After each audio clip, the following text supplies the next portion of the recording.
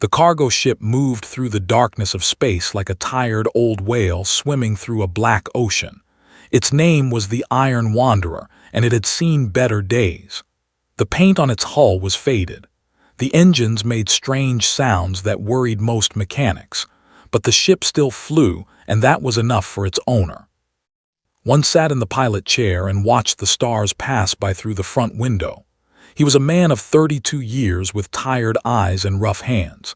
His black hair was messy, and he had not shaved in 3 days.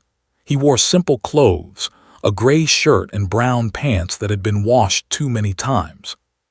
He was alone on this ship. He had been alone for 2 years now, ever since he left Earth to find work among the stars.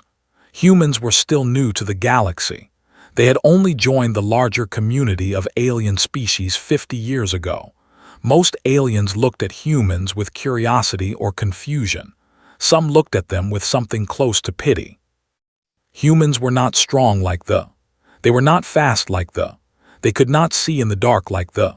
To most aliens, humans were just another weak species trying to survive in a dangerous universe. One did not mind what aliens thought of him. He just wanted to do his job, get paid, and maybe find some peace in the endless black sky. The ship's computer made a soft beeping sound.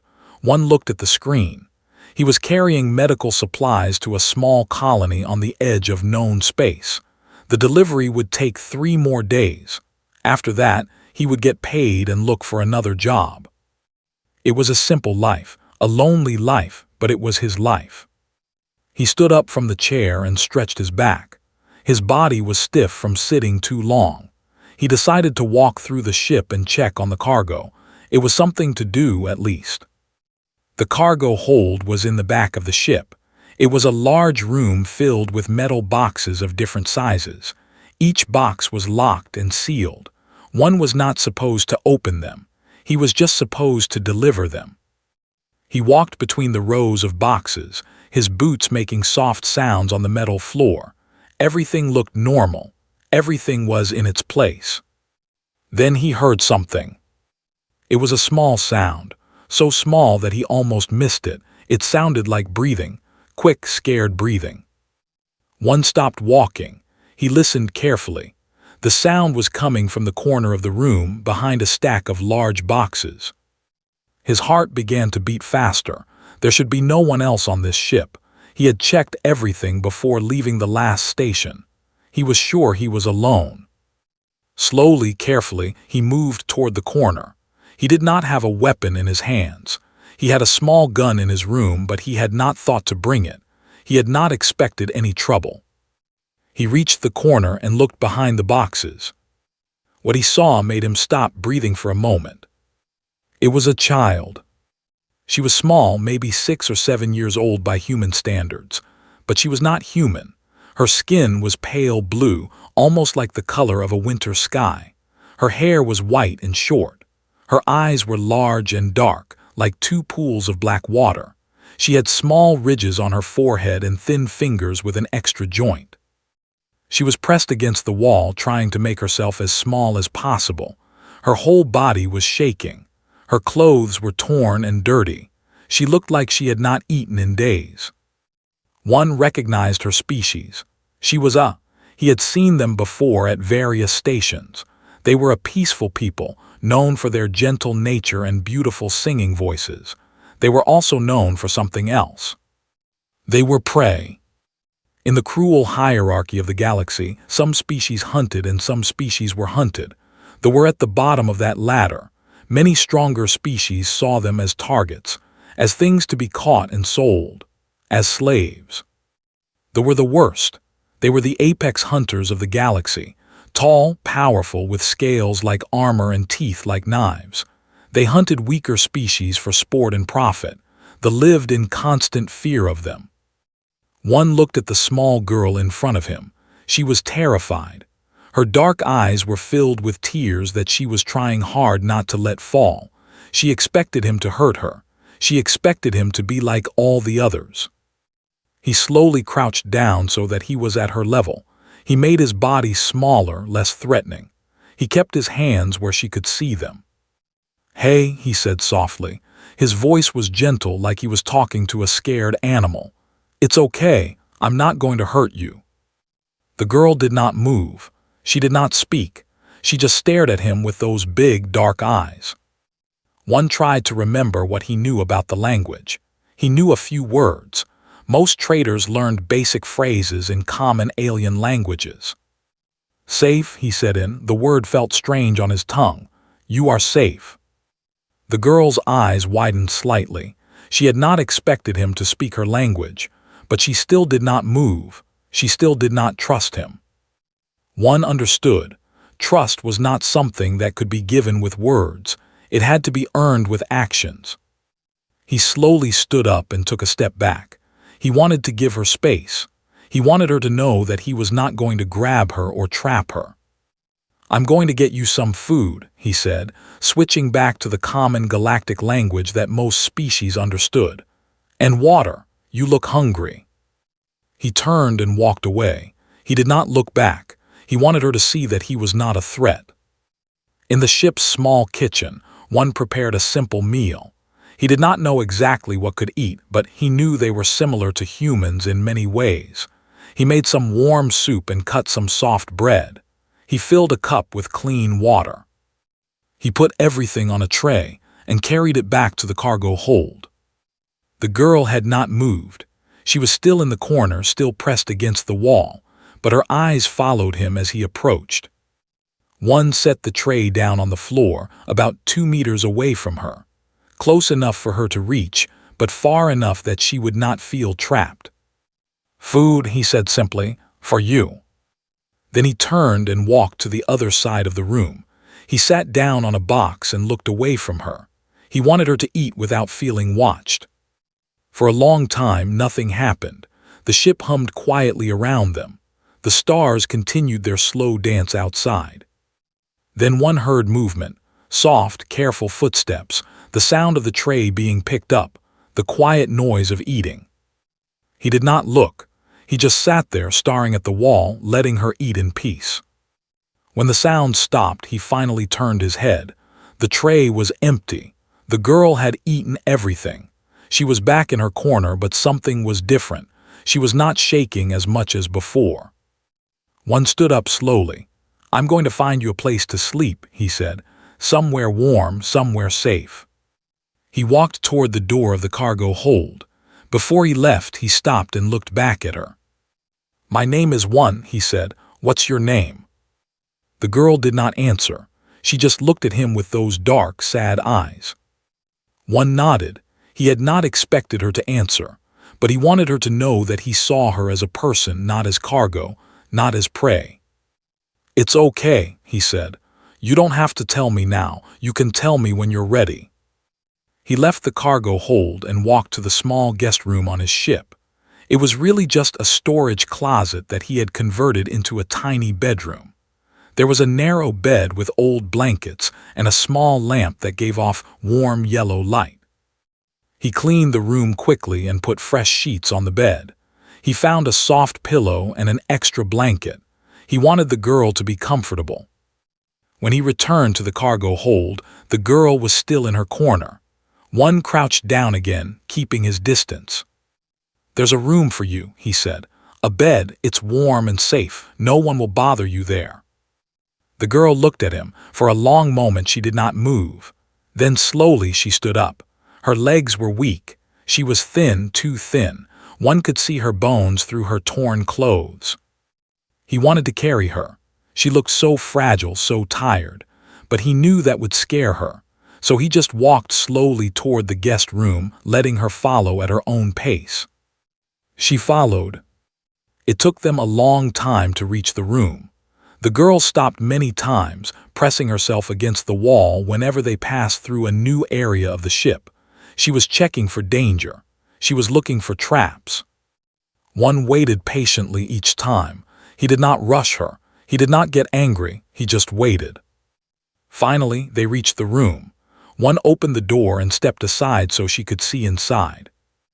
The girl looked at the bed with the clean sheets. She looked at the soft pillow and the warm blanket.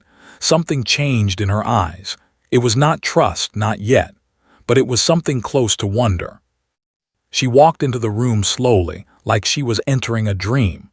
She touched the bed with her thin fingers, feeling the softness of the sheets. One stayed at the door.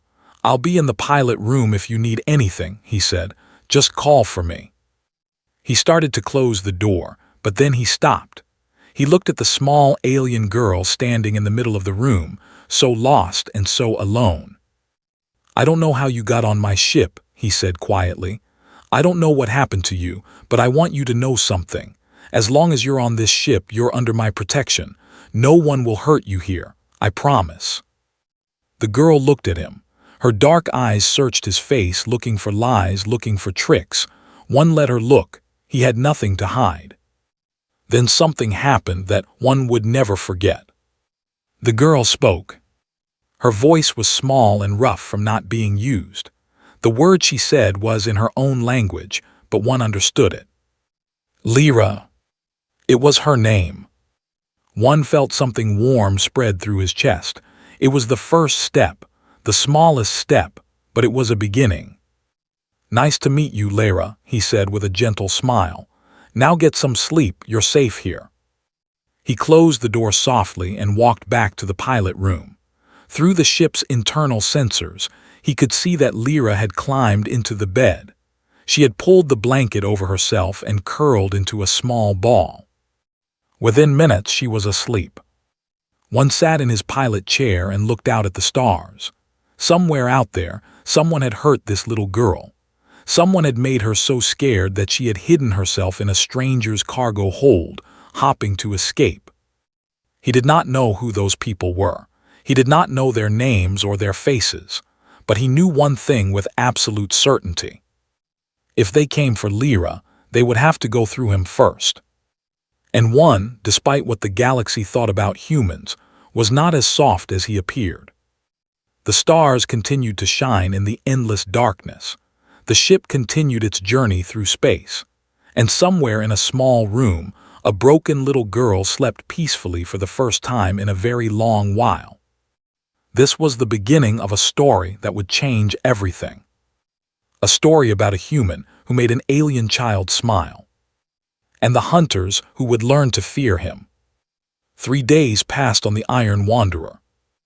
One continued his journey through space, but now everything was different. He was no longer alone. There was a small alien girl on his ship, and she needed his help. Lyra was still scared.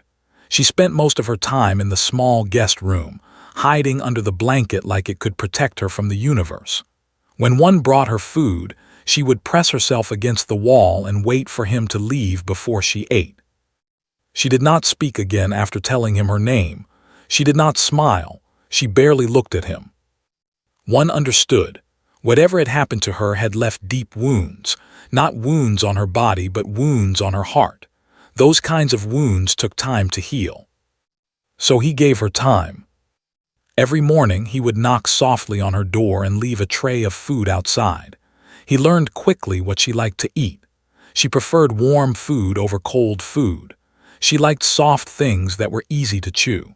She drank a lot of water, like she was afraid it would run out. One made sure she always had enough.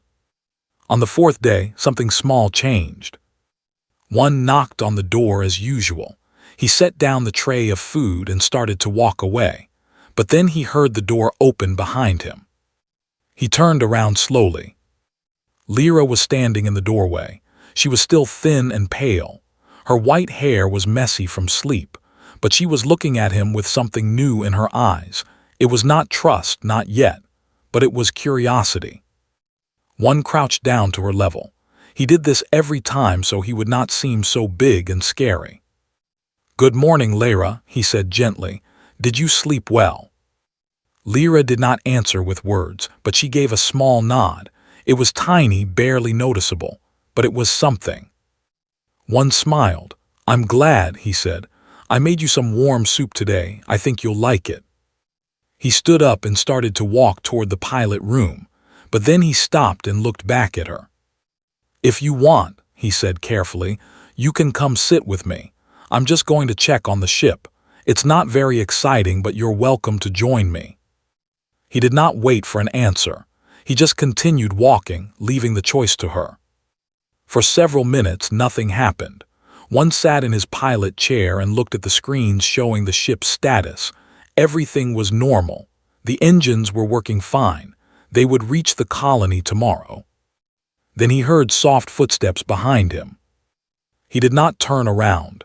He did not want to scare her. He just continued looking at the screens like nothing had changed. Lyra walked into the pilot room slowly. Her dark eyes moved around, looking at everything. The buttons, the screens, the stars through the front window. She had probably never been in a pilot room before. She stopped about 3 meters away from one, close enough to see, but far enough to run if she needed to. One pointed at the empty chair next to his. It was the co-pilot seat. No one had sat in it for a very long time. "You can sit there if you want," he said. "The view is nice." Lyra looked at the chair. She looked at one. She looked at the door, making sure she could still escape. Then very slowly, she walked to the chair and climbed into it. The chair was too big for her. Her feet did not touch the floor, but she sat there, small and quiet, looking out at the stars. One felt something warm in his chest. It was progress, small progress, but progress. They sat together in silence for a long time. One did not try to talk to her. He did not ask her questions. He just let her be there, sharing the space with him. After about an hour, Lyra fell asleep in the chair. Her small body curled up and her head rested against the armrest. She looked peaceful. She looked safe. One found a soft blanket and gently put it over her. She stirred slightly but did not wake up. He sat back down in his chair and continued watching the stars. The next day, they arrived at the colony. One had to deliver the cargo and collect his payment. He was worried about leaving Lyra alone on the ship, but he was also worried about taking her outside. The colony was a rough place. It was on the edge of known space, far from any law or protection. Many criminals and dangerous people passed through here. If the wrong person saw Lyra, if they recognized her as things could get bad very quickly. One made a decision. He would leave Lyra on the ship with the doors locked. He would deliver the cargo as fast as possible and come right back. He knelt down in front of Lyra and explained his plan. She listened with those big dark eyes, not saying anything. "I have to go outside for a little while," he said, "but I will come back, I promise. Do you understand?" Lyra nodded slowly. "Don't open the door for anyone," one continued. "No matter what they say, only open it for me, okay?" Another small nod. One stood up. He started to walk toward the door, but then he felt something grab his hand. He looked down. Lyra was holding his hand. Her small blue fingers were wrapped around his larger human ones. She was shaking slightly. She was scared. One knelt down again. He did not pull his hand away. He let her hold on to him. "I will come back," he said firmly. "I am not going to leave you, I promise on my life." Lyra looked into his eyes. She was searching for something, testing his words. Humans were new to the galaxy. She probably did not know if human promises meant anything. One met her gaze without looking away. He meant every word he said. Slowly, Lyra let go of his hand. She stepped back, still shaking, but something had changed in her eyes. It was the beginning of trust, the very first seed. One left the ship and locked the door behind him. He delivered the cargo faster than he had ever delivered anything before. The people at the colony were surprised by his speed. They tried to talk to him, to offer him drinks and food, but he refused everything. He had somewhere to be. He had someone waiting for him. When he returned to the ship, he found Lyra sitting by the door. She had been waiting there the whole time. She looked up when she heard the door open. When she saw it was one, her whole body relaxed. The fear in her eyes disappeared. One crouched down and gave her a small smile. "I told you I would come back," he said. Lyra looked at him for a long moment. Then she did something she had never done before. She reached out and touched his face. Her small fingers brushed against his cheek, feeling his skin. Humans felt different from warmer, softer.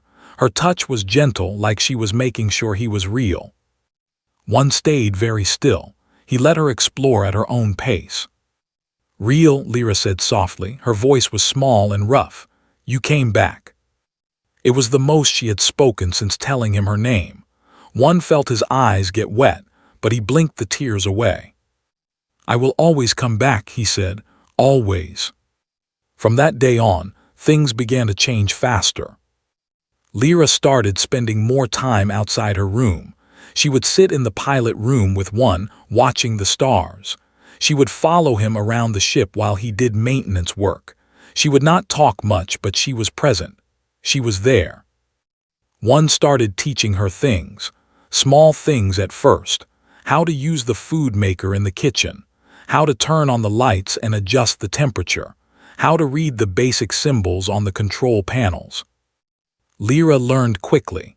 She was smart, much smarter than One had expected. When he showed her something once, she remembered it forever. One evening, One decided to try something new. He brought out a simple game from his personal things. It was a human game called cards. His mother had taught him to play when he was young. He sat down at the small table in the common room and started setting up the cards. Lyra watched from across the room, curious but uncertain. "Come here," One said gently. "I want to show you something." Lyra walked over slowly and sat down across from him. She looked at the cards with wide eyes. "This is a game," One explained. "It's called matching. You have to find two cards that look the same. Do you want to try?" He laid the cards face down on the table and flipped two over to show her how it worked. Lyra watched carefully. Then she reached out with her thin blue fingers and flipped over a card. She studied it for a moment, then flipped over another one. They matched. One stared at her. "That was very lucky," he said. Lyra flipped over two more cards. They matched again. And again. And again. Within minutes, she had matched every single card on the table without making a single mistake. One sat back in his chair. "Okay," he said slowly, "so you're very good at this game." Lyra looked at him. There was something in her eyes that had not been there before. It was small, barely visible, but One saw it. It was the ghost of a smile. Not a full smile, not yet, but the corners of her mouth moved upward just a tiny bit. It was the first sign of happiness he had seen from her since she came onto his ship. One felt his heart grow warm. He laughed softly and shook his head. "You know what?" he said. "I think you cheated, but I don't even care. I'm just happy to see you having fun." Lyra's almost smile faded, but her eyes stayed bright. She pointed at the cards, then looked at One. She wanted to play again. They played cards late into the night. One lost every single game, and he did not mind at all. Every time Lyra won, that ghost of a smile would appear on her face. Every time, it lasted a little bit longer. As the days passed, One took more jobs. He flew from station to station, colony to colony. He brought Lyra with him everywhere, keeping her hidden inside the ship while he made deliveries. He bought her new clothes. Small, warm clothes in soft colors. He bought her a stuffed toy shaped like a creature from Earth called a cat. Lyra did not know what a cat was, but she held the toy close to her chest whenever she slept. He cooked her meals and told her stories about Earth. He described the blue oceans and green forests. He told her about rain and snow, about dogs and birds, about cities full of millions of people. Lyra listened to every word. She did not speak much, but she listened. And slowly, very slowly, she began to open up. One night, she told him about her family. They were sitting in the pilot room, looking at the stars. Lyra was wrapped in a blanket, her stuffed cat in her arms. "My mother sang," she said quietly. Her voice was still rough, still small. Her voice was beautiful. One did not say anything, he just listened. "The hunters came," Lyra continued. "They took everyone, mother, father, my brother, they put them in cages." She paused and her voice got smaller. "I was hiding under the floor. They did not find me." One felt anger rise in his chest. Hot, burning anger at the creatures who had done this to her, but he kept his face calm. He did not want to scare her. "What happened then?" he asked gently. "I ran," Lyra said. "I hid in ships, many ships. I kept running until I found your ship." She looked at him with those big dark eyes. "You are different. You do not hurt. You give food. You give warmth." She paused again, and when she spoke next, her voice was barely a whisper. "Why?" It was a simple question, but it carried the weight of her entire broken world. One thought for a long moment before answering. He wanted to say the right thing. He wanted her to understand. "Because you deserve kindness," he said finally. "Because you are a child and children should be protected. Because hurting someone who cannot fight back is wrong." He looked at her. "Because that's what humans do. The good ones anyway. We protect. We care. We love." Lyra stared at him. She did not say anything for a long time. Then slowly she moved closer to him. She leaned against his side, her small body pressing against his arm. It was the first time she had touched him by choice. One put his arm around her gently. He held her like she was made of glass, afraid she might break. "I'm going to take care of you," he said softly, "for as long as you need. You're not alone anymore, Lyra, I promise." Lyra did not respond with words, but she snuggled closer to him, and her small hand grabbed onto his shirt. And there in the quiet darkness of space, surrounded by a billion stars, she smiled. A real smile. It was small and shy, and it disappeared quickly, but one saw it. He saw it, and he felt something in his heart that he had not felt in a very long time. He felt like he had found something worth protecting. He felt like he had found a family. The stars continued to shine, the ship continued to fly, and somewhere in the vast galaxy the hunters were still out there. But one did not care about the hunters, not yet. Right now, all that mattered was the small alien girl sleeping against his side. The girl who had finally learned to smile. 2 months had passed since Lyra came into one's life. The Iron Wanderer had become a home. It was still old and tired. It still made strange sounds and needed constant repairs, but now it was filled with something it had not had in years. It was filled with warmth. Lyra had changed so much in those 2 months. She was no longer the scared, silent creature hiding in the corner of the cargo hold. She talked now, not a lot, but enough. She smiled more often. She laughed sometimes, a soft, musical sound that made one's heart feel light. She had gained weight. Her cheeks were no longer hollow. Her arms and legs were no longer like thin sticks. She looked healthy. She looked alive. One had changed too. He no longer felt alone in the universe. He no longer drifted from job to job without purpose. Now he had a reason to work. He had someone to take care of. He had someone waiting for him to come home. He was careful about the jobs he took. He avoided dangerous routes and suspicious clients. He stayed away from areas where they were known to operate. He did everything he could to keep Lyra safe. But the galaxy was a big place, and danger had a way of finding people, no matter how hard they tried to hide. It started on a station called Port. Port was a trading station in neutral space. It was a busy place where many different species came to buy and sell goods. One had been there many times before. It was usually safe enough. He had come to pick up supplies and fuel. Lyra stayed on the ship as always. She did not like being around other aliens. Too many of them looked at her with hungry eyes. One walked through the crowded market, gathering the things he needed. Food, water filters, engine parts, simple things for a simple life. He was about to head back to the ship when he felt something strange, a cold feeling on the back of his neck, the feeling of being watched.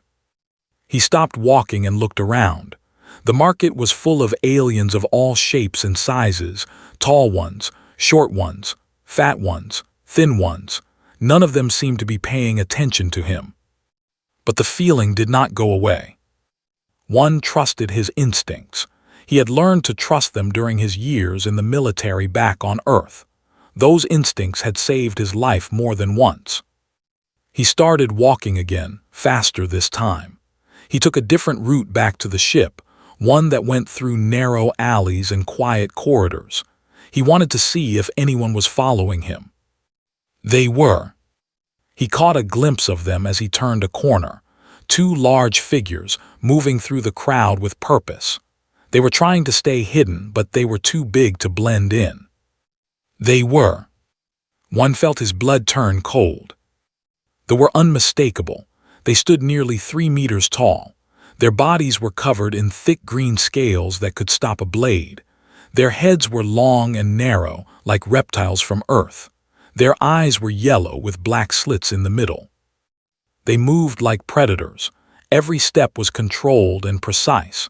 Every movement was designed to intimidate. And they were following him.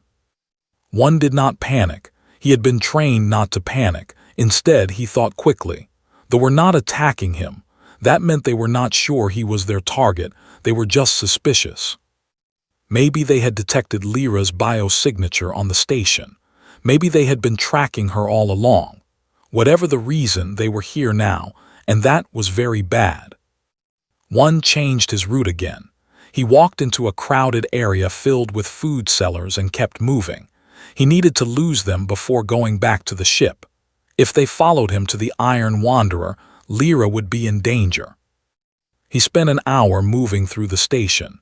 He used every trick he knew. He walked through crowds. He doubled back on his path. He hid in dark corners and watched to see if anyone passed by.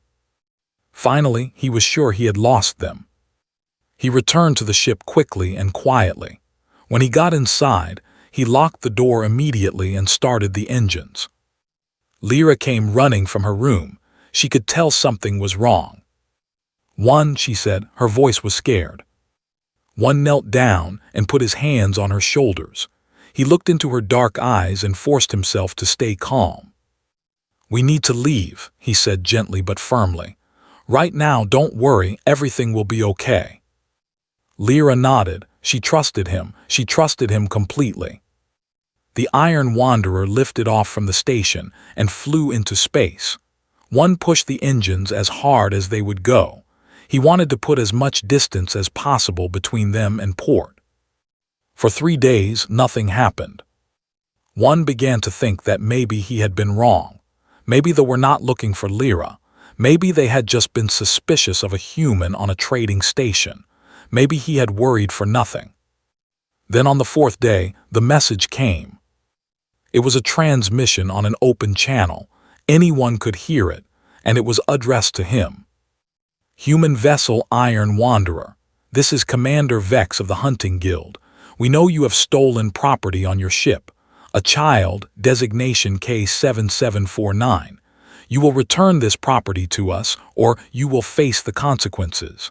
This is your only warning." One listened to the message with a cold face. His hands were steady on the controls. His heart was beating fast, but he did not let it show. Stolen property. They called Lyra stolen property, like she was a thing, like she was not a living being with thoughts and feelings and dreams. The anger inside him was like fire. Lyra had heard the message too. She was standing behind his chair, her small body frozen with fear. "They found me," she whispered. Her voice was so small. "They always find us, they never stop." One turned around in his chair. He looked at Lyra and his face was different now. It was not the gentle face she was used to. It was harder, colder, more dangerous. But his eyes were still kind when they looked at her. "Lyra," he said firmly, "look at me." She looked at him with tear-filled eyes. "I am not going to let them take you," he said. "Do you understand? They can send messages, they can make threats, they can bring their whole hunting guild. I do not care. They are not taking you, not while I am alive." Lyra shook her head. "You don't understand," she said. "They are strong. They are the best hunters in the galaxy. Everyone is afraid of them. Everyone runs from them." "I'm not everyone," one said. "You're human," Lyra said. The words came out like an apology. "Humans are weak. Everyone says so. You cannot fight them." One was quiet for a moment. Then he stood up and walked to a panel on the wall. He pressed his hand against it, and a hidden compartment opened. Inside were things that Lyra had never seen before. There was a gun, but not like the small pistol one kept in his room. This one was bigger, darker, more dangerous. There was armor too, not the heavy kind that soldiers wore in movies. This was light and thin, designed to be worn under normal clothes. And there were other things: knives, tools, strange devices that Lyra did not recognize. One took out the gun and checked it with practiced hands. His movements were quick and sure. He had done this many times before. "Humans are new to the galaxy," he said without looking at her. "Other species think they know us. They think we are soft, weak, easy targets." He loaded the gun and set it aside. "They don't know our history," he continued. "They don't know what we did to each other before we reached the stars, the wars we fought, the horrors we created. They don't know that humans are the most dangerous animals on our planet." He turned to look at Lyra. His eyes were still kind, but there was something else in them now, something hard and sharp like a blade. "I was a soldier, Lyra, before I became a cargo hauler.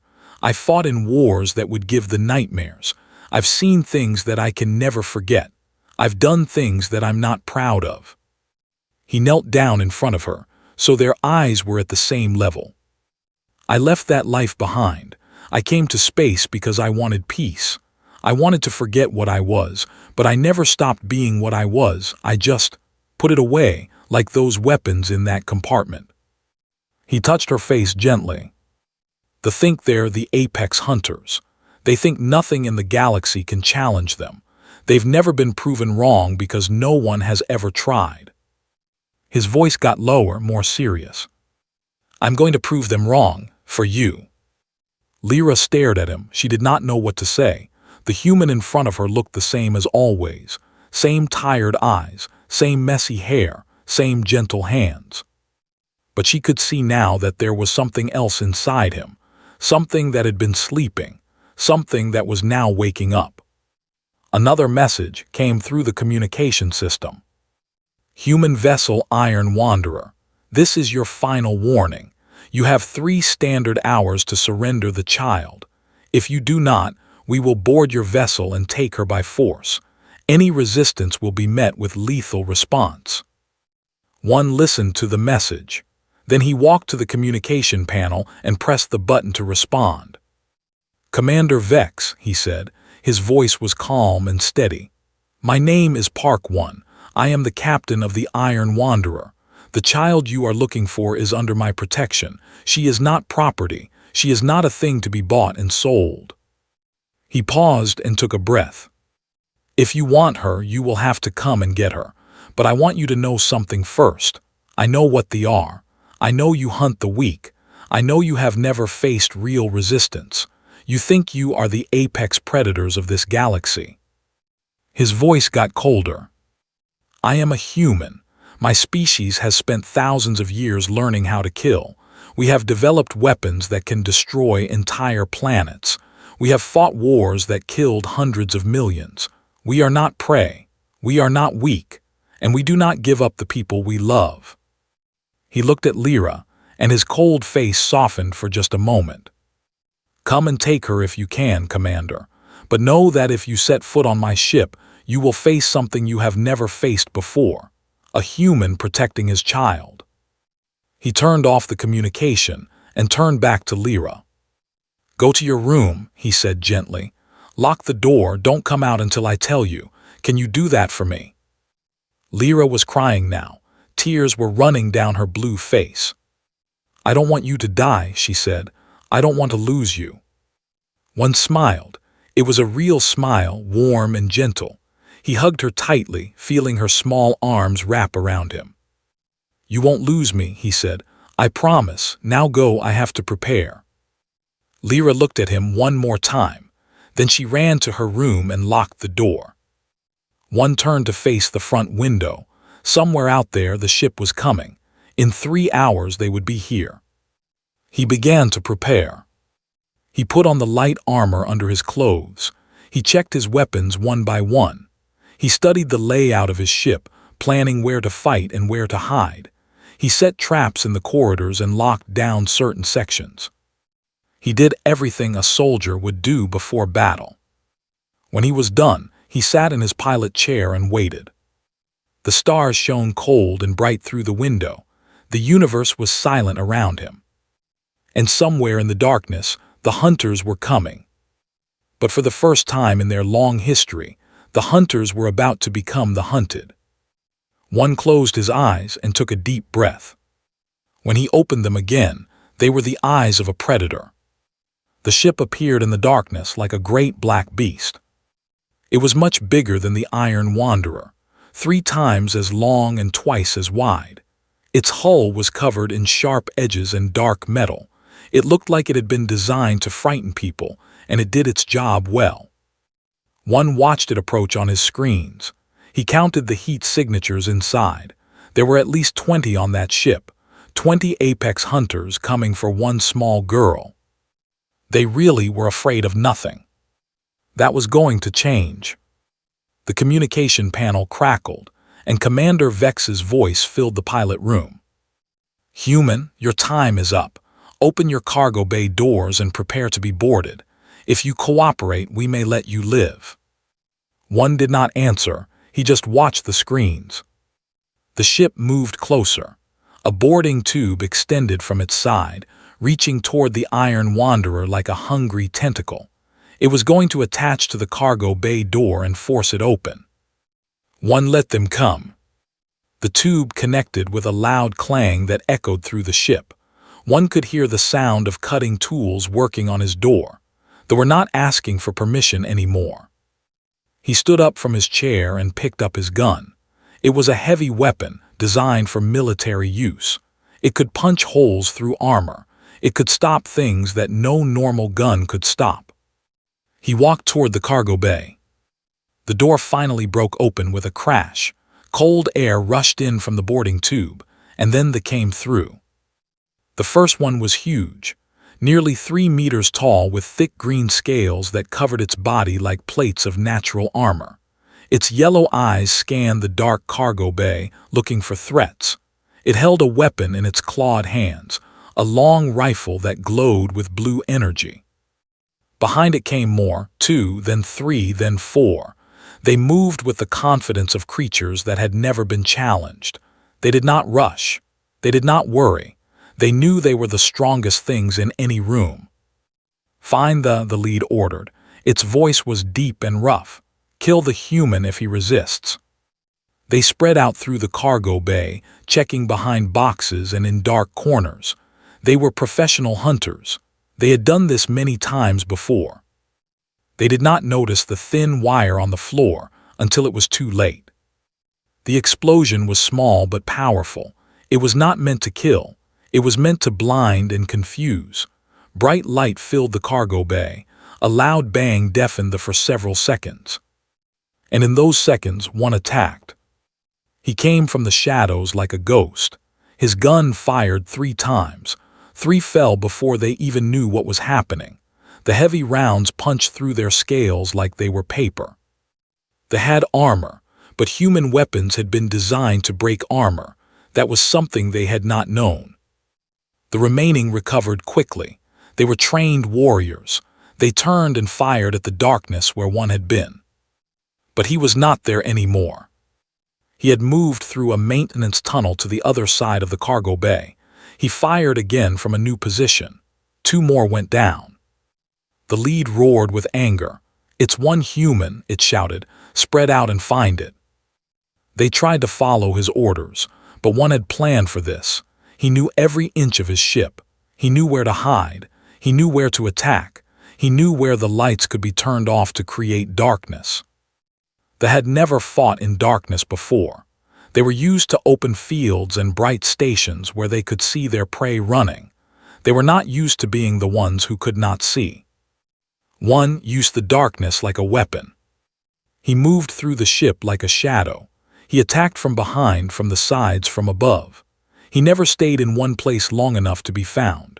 He used traps he had set earlier, wires that made noise, panels that fell and blocked paths, doors that locked suddenly. They grew afraid. This was something they had never experienced. Fear was something they caused in others. It was not something they felt themselves. But now, in the dark corridors of a human cargo ship, they understood what their prey had always felt. It was terrible. One by one, the hunting party fell. One did not give them a chance to fight back. He attacked like a predator hunting its prey, which was exactly what he was. By the time they realized they were losing, it was too late. Only 3 remained. They had retreated back toward the boarding tube, desperate to escape. Their confidence was gone. Their pride was broken. They just wanted to survive. One let them run. He followed them through the cargo bay, walking slowly now. His gun was still in his hands. There was no expression on his face. His eyes were cold and empty. The 3 stopped at the entrance to the boarding tube. They turned to face him. Their weapons were raised, but their hands were shaking. "What are you?" the lead demanded. Its voice was no longer confident, it was scared. Humans are supposed to be weak. One stopped walking. He looked at them with those cold eyes. "I am human," he said simply, "and you made a mistake." "What mistake?" they asked. "You threatened my child." He raised his gun. The 3 opened fire, but one had already moved. He was fast, faster than any human should be. The blue energy shots missed him by centimeters. His gun fired 3 times. 3 fell. Silence filled the cargo bay. The smell of burned scales and smoke hung in the air. One stood alone among the bodies of the fallen hunters. He waited. More came through the boarding tube. They were the ones who had stayed on their ship, thinking the hunting party would handle everything easily. They saw the bodies of their comrades and stopped in shock. One raised his gun and pointed it at them. "Commander Vex," he said loudly, "I know you can hear me. I know you're watching through your soldiers' cameras. Look at what I did to your hunters. Look at what one human did to 20 of your best warriors." He took a step forward. At the boarding tube entrance took a step back. "I'm giving you one chance," one continued. "Leave, take your dead, go back to wherever you came from. Tell everyone what you saw here today. Tell them that the girl is under human protection now. Tell them that if anyone comes for her, they will face the same thing your hunters faced." He paused and let his words sink in. "Or you can keep fighting, send more hunters, send your whole ship, I don't care. I'll kill every single one of you. I'll burn your ship. I'll wipe out your entire hunting guild if I have to, because that's what humans do when you threaten our families." His voice got lower, more dangerous. "We don't surrender, we don't give up. We fight until there's nothing left to fight. That's who we are, that's what we've always been, the apex predators of Earth." At the boarding tube were frozen with fear. They looked at the bodies around them. They looked at the human standing alone in the cargo bay. They did not know what to do. Then Commander Vex's voice came through a speaker on one of the fallen's armor. "Human," the commander said. His voice was different now, the arrogance was gone. "You have proven your point, we are leaving." One did not move. "The girl stays with me." "Yes," Commander Vex agreed. "The girl stays with you. We will not pursue her any longer. You have my word." "Your word means nothing to me." "Then let me give you something else. I will send a message to all hunting guilds. The child designated K7749 is off limits. Anyone who tries to take her will answer to me. Is that enough?" One thought for a moment, then he lowered his gun slightly. "It's a start." "Then we have an agreement," Commander Vex said. "My soldiers will collect our dead and leave. We will not meet again, human, I hope." At the boarding tube began moving. They picked up the bodies of their fallen comrades with shaking hands. They did not look at one. They did not speak. Within minutes they were gone. The boarding tube detached from the Iron Wanderer. The ship pulled away and disappeared into the darkness of space. One stood alone in the cargo bay. His hands were steady. His breathing was calm, but inside his heart was beating like a drum. He had won. He dropped his gun and ran to Lyra's room. He knocked on the door softly. "Lyra," he called, "it's me, it's over, you can come out now." The door opened slowly. Lyra's small face appeared, tear-streaked and scared. "One," she whispered, "is it really over?" "It's really over," he said. He opened his arms. Lyra ran to him. She jumped into his arms and held on like she would never let go. Her small body was shaking with sobs. "I heard the sounds," she cried. "The shooting, the explosions. I thought you were dead. I thought they were going to take me." One held her tightly. He pressed his face into her white hair and let himself feel. "I'm here," he said. "I'm not going anywhere. They're gone, Lyra. They're never coming back." "You saved me," Lyra said. "You really saved me." "Of course I did," one said. "That's what family does." Lyra looked up at him. Her dark eyes were still wet with tears, but there was something else in them now, something bright and warm. "Family," she repeated. One smiled. It was a tired smile, but it was real. "Yes," he said. "Family, you're my family now, Lyra, if you want to be." Lyra stared at him for a long moment. Then she buried her face in his chest and nodded. "I want to be," she said, her voice muffled. "I want to be your family." One held her closer. He felt tears in his own eyes, but he did not try to stop them. They stayed like that for a long time. A human and an alien child, alone in the vast darkness of space. Two lost souls who had found each other. Outside, the stars continued to shine. The universe continued to turn. But for one and Lyra, nothing else mattered. They had each other. And that was enough. Later, one cleaned up the cargo bay. He fixed the damaged door. He put away his weapons and armor. He tried to make everything look normal again. But some things could not be hidden. There were scorch marks on the walls, dents in the floor, dark stains that would not come out. Evidence of the battle that had happened here. Evidence of what a human was capable of when pushed too far. Lyra helped him clean. She did not say much, but she stayed close to him. She handed him tools when he needed them. She held the light when he worked in dark corners. When they were finally done, they sat together in the pilot room and watched the stars. "One," Lyra said quietly. "Yes." "Will there be more hunters? Will others come for me?" One thought about the question. He could lie to her. He could tell her that everything would be fine forever, but he did not want to lie. "Maybe," he said honestly. "The galaxy is a dangerous place. There will always be people who want to hurt others." Lyra nodded sadly. "I know." But one continued, "I will always be here to protect you. No matter who comes, no matter how many, I will fight for you. I will never stop fighting for you." Lyra leaned against his side. "Because we're family." "Because we're family," one confirmed. "And because you're worth fighting for." Lyra smiled, a small shy smile that lit up her whole face. "I love you, one," she said quietly. It was the first time she had said those words. One felt his heart expand in his chest. He put his arm around her and held her close. "I love you too, Lyra," he said, "more than you know." The Iron Wanderer flew on through the endless darkness. And somewhere in the galaxy, the word began to spread. A human had defeated a human had made the apex hunters run away. A human had protected an alien child with nothing but his own 2 hands and a heart full of love. The galaxy would never look at humans the same way again.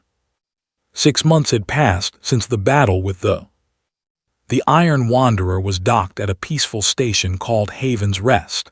It was a small place, far from the busy trade routes and dangerous territories. A good place for people who wanted to live quietly. A good place for a human and his alien daughter. Lyra had grown taller. She was still small for her age, but she was healthier now. Her pale blue skin had a warm glow. Her white hair was longer and shiny. Her dark eyes sparkled with life and happiness. She ran through the station's marketplace with energy, looking at all the strange and wonderful things for sale. One followed behind her with a smile on his face.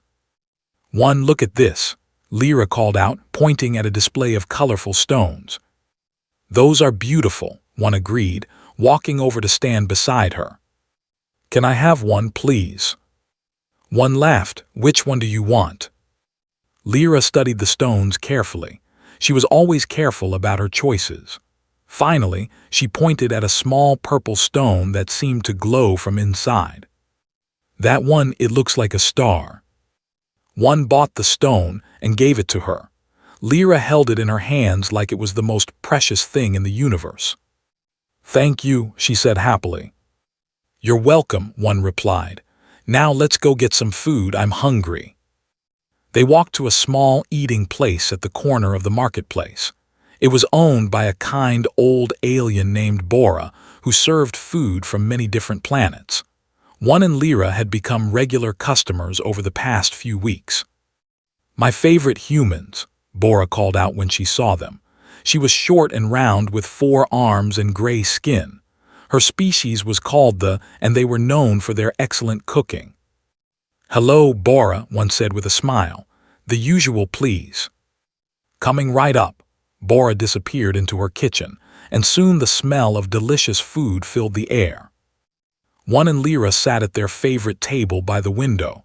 They could see the whole marketplace from here. Ships came and went in the distance. Aliens of all kinds walked by, going about their daily lives. "I like it here," Lyra said, looking out the window. "So do I," one agreed. "It's peaceful." "Are we going to stay?" One thought about the question. He had been thinking about it a lot lately. The life of a cargo hauler was hard and dangerous. It was not the best life for a child. "Would you like to stay?" he asked. Lyra nodded. "I think so. I like Bora, I like the market, I like not flying all the time." She paused and looked at him. "But I also like flying with you. I like seeing the stars." One smiled. "How about this? We can make Haven's Rest our home. We'll live here and I'll take jobs that don't keep us away too long. That way we can have both, a home and adventure." Lyra's eyes lit up. "Really? We can do that?" "We can do anything we want," one said. "We're a team." Bora brought their food, a warm soup for one and a plate of sweet vegetables for Lyra. They ate slowly, enjoying the tastes and the peaceful atmosphere. As they were eating, another customer entered the eating place. He was tall and thin with blue skin and long arms. His species was called They were known as traders and information brokers. They looked around the room and noticed one. His eyes widened with recognition. He walked over to their table and bowed his head respectfully. "Excuse me," he said. "Are you the human called Park One?" One tensed slightly. He did not like strangers knowing his name, but he kept his face calm. "Who wants to know?" "My name is," they said. "I am a traveler. I have heard stories about you, and I wanted to see if they were true." "What stories?" Looked at one with something like wonder in his eyes. "The stories say that a human cargo hauler defeated a hunting party by himself. 20 elite hunters, killed by one man. They say the commander was so scared that he declared the humans' territory off limits to all hunters." One said nothing. He just watched them carefully. "The stories also say," continued, "that the human did it to protect a child, a species that everyone else treats as prey." He looked at Lyra and his expression softened. "It is a beautiful story. I hoped it was true."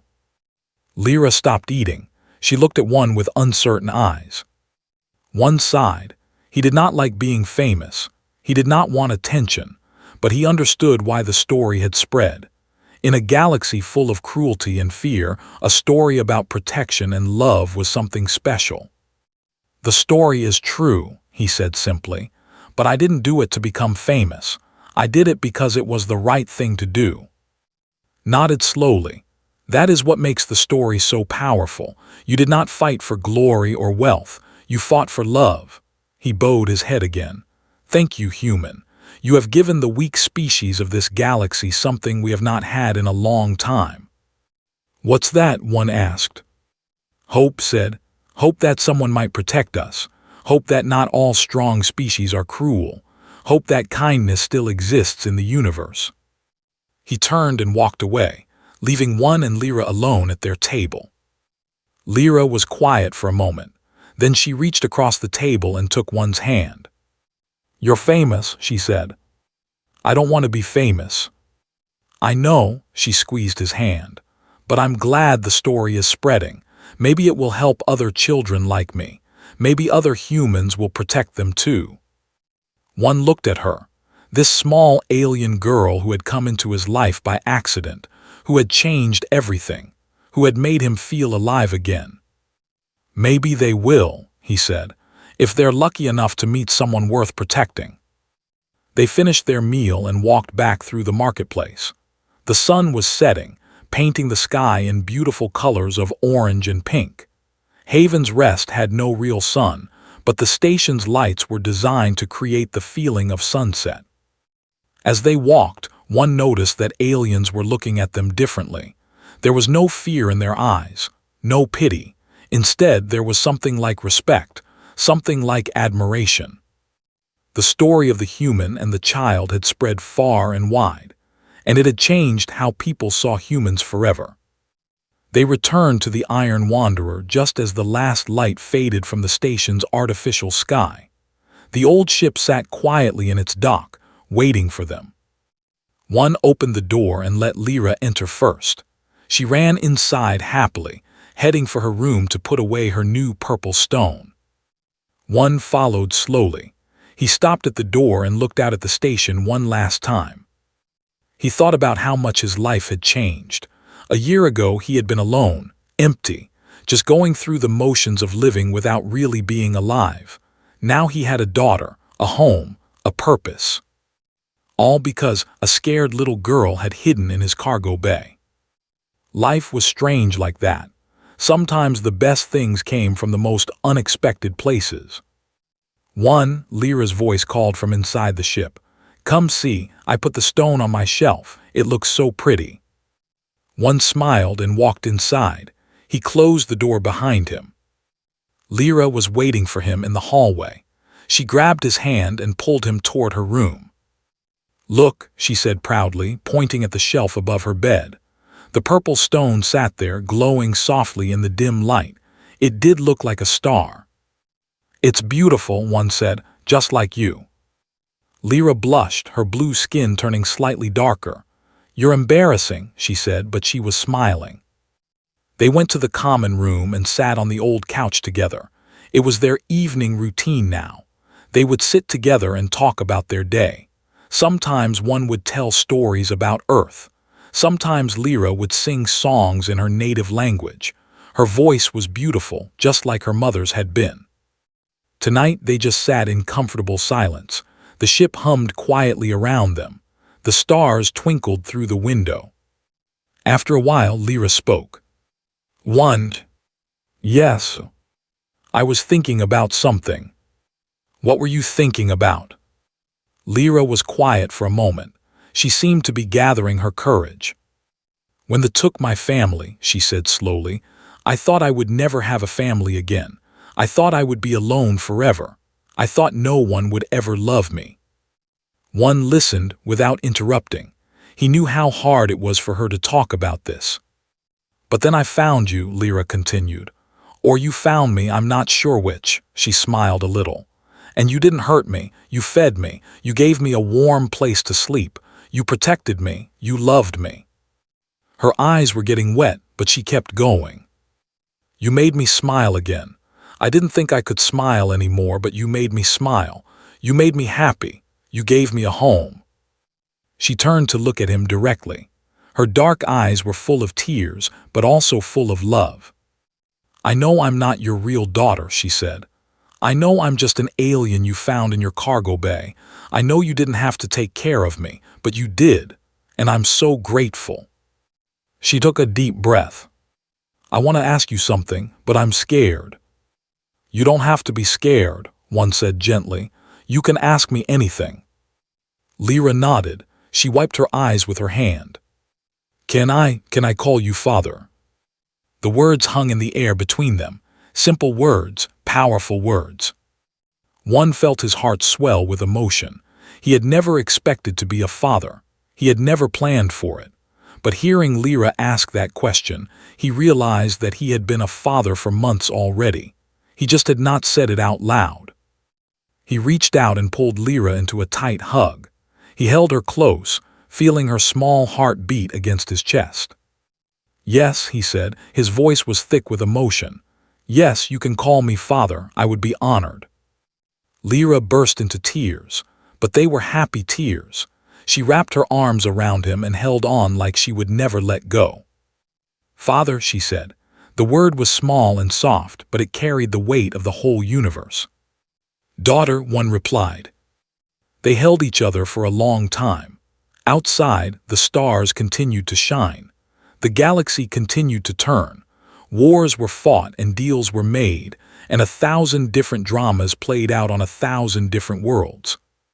But here, on an old cargo ship docked at a peaceful station, none of that mattered. A human had found a daughter. A child had found a father. And together, they had made a family. The story of Park One and his daughter spread across the galaxy in the months and years that followed. It became a legend, a tale told in dark corners and bright markets, a story of hope in a universe that often seemed hopeless. They said the human had defeated 20 by himself. They said he had made the apex hunters run away in fear. They said his love for his daughter was so strong that nothing could break it. Some of the details got exaggerated over time. That was the nature of legends, but the core of the story remained true. A human had made an alien child smile.